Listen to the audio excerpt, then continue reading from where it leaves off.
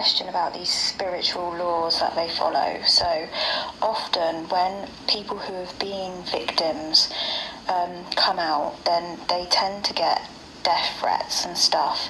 But is that like energetically them using fear, so them consenting? So if they was to call it out and call names out and stuff without fear, technically they're not consenting, so nothing can happen to them. Is that correct?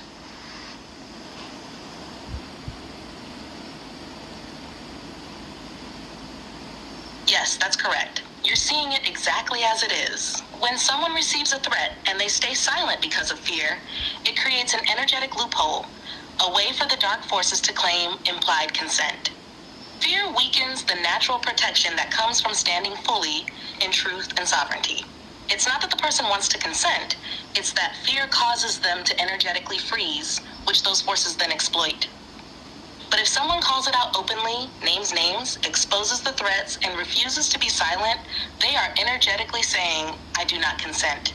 I stand under divine law, not yours. And when they do that without fear, their energetic field stays strong.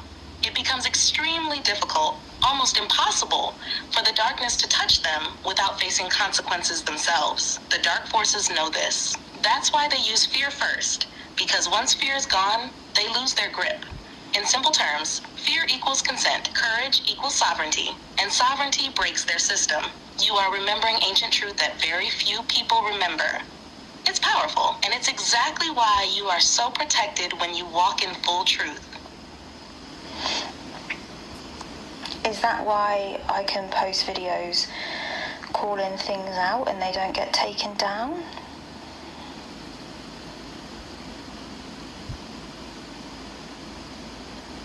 Yes, exactly. That's a huge part of it. When you post from a place of truth without fear, your energy is different. You're not begging. You're not fighting out of anger. You're standing. You're aligned with higher laws, not the fake systems they try to scare people with.